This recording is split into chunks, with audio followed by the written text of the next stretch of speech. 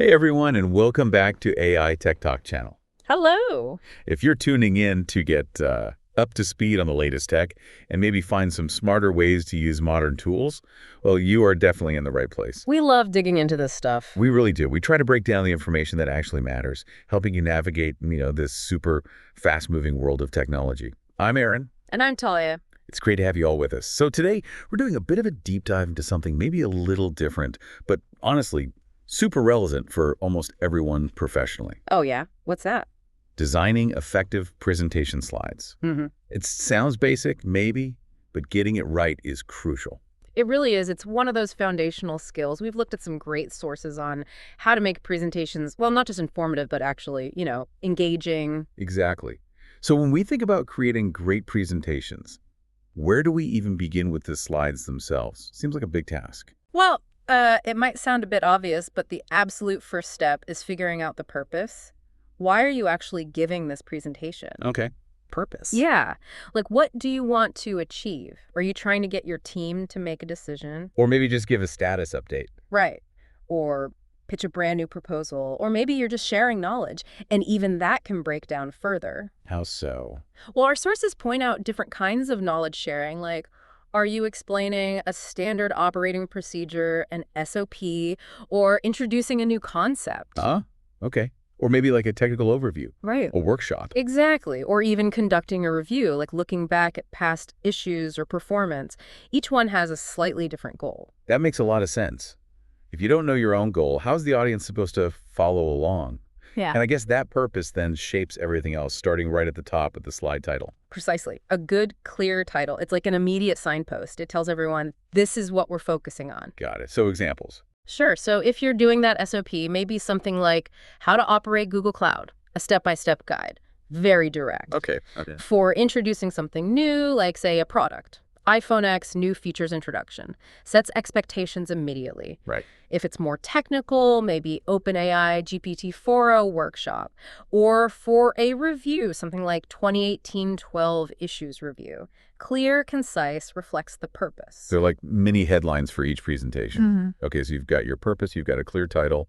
What's next? The agenda. Exactly. The agenda is your roadmap. It needs to flow logically from that purpose you just defined. It guides everyone through the information. Makes sense. Keeps things organized. Yeah. So let's take that SOP example again. A logical agenda might be function 1 operating procedure, then function 2, then function 3. And maybe troubleshooting at the end. Right. Optional, yeah.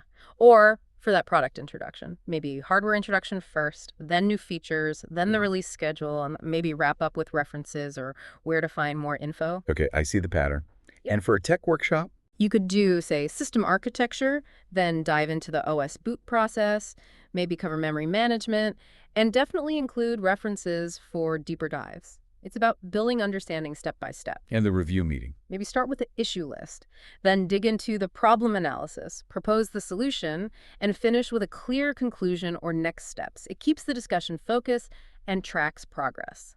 So really, taking that time up front to define the why and the how, the purpose and the structure is fundamental. Absolutely. It prevents confusion, keeps everyone on the same page, and focused on, the key messages. Totally agree. Laying that groundwork is crucial. Yeah. Okay, so we got the foundation. Now, let's shift gears a bit. Yeah. What about the things that can make slides, well, less effective? The common mistakes people make. Oh, there are definitely a few pitfalls to watch out for. Let's start with text formatting.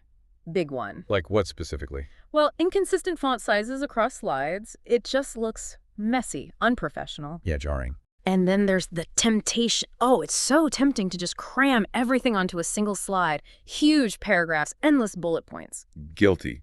I've definitely seen slides that look like a wall of text. Your eyes just glaze over. Exactly. It's information overload. And frankly, it becomes unreadable. Oh, and spelling errors. Yes.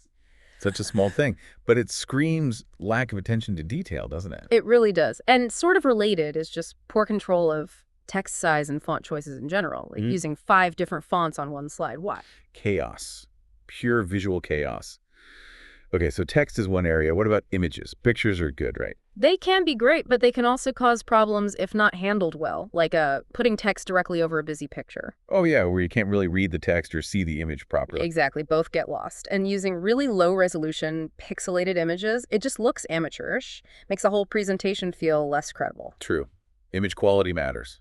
And while visuals are helpful, using too many pictures can just create visual clutter. It distracts from the main point. Same goes for charts, actually. Okay, so with charts. Well, if a chart is super complex or you throw like 10 charts in a row at the audience, it can confuse people more than it clarifies. Use them strategically. Okay, good point. Text, images. What else trips people up? Color. Yes, color configuration is critical and so often overlooked. I've seen some combinations that literally hurt my eyes. Me too. The contrast between your text and the background color is absolutely key for readability.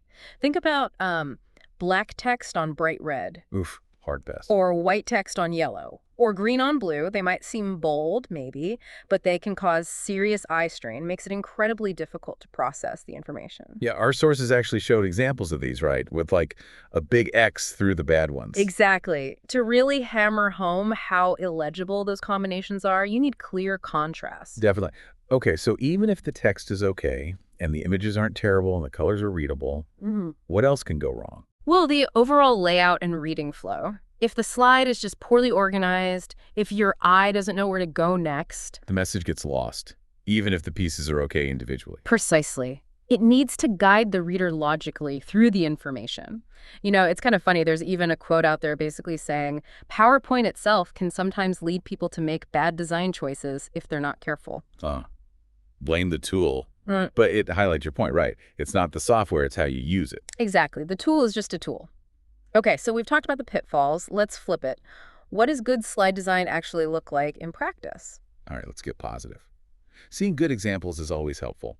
I think the key thing that stands out is clarity and conciseness. Absolutely. Good design focuses on presenting the essential information in a way that's really easy to grasp quickly. No unnecessary clutter. Yeah, none of that wall of text stuff we talked about. Right. And readability is huge, especially with text.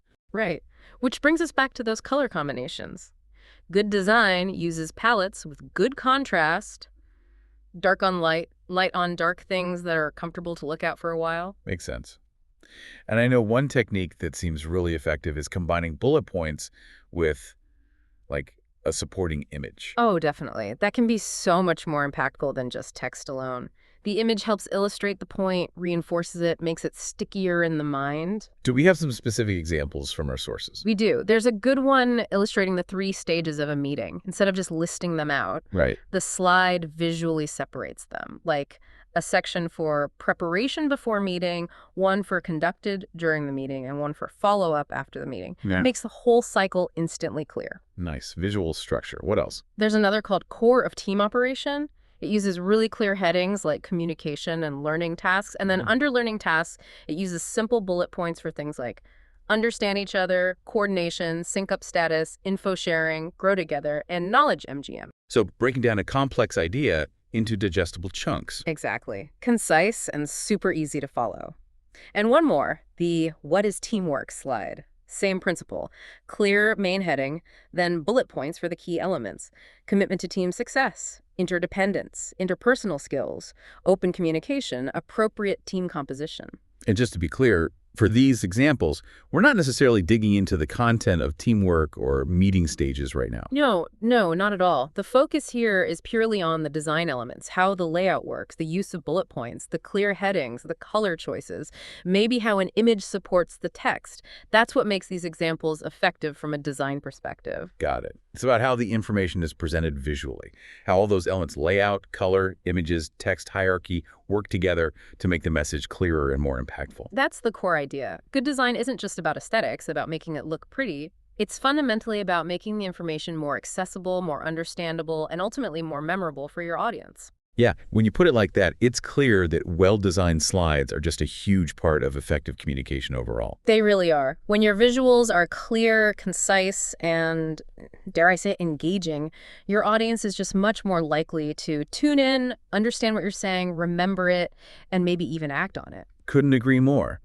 That thoughtfully designed slide deck can genuinely lift your whole presentation. Takes it from just fine to something, truly effective. It really can. So it seems like taking that extra time to really think through these design principles is definitely worth the effort. Absolutely. And maybe something for you listening to think about.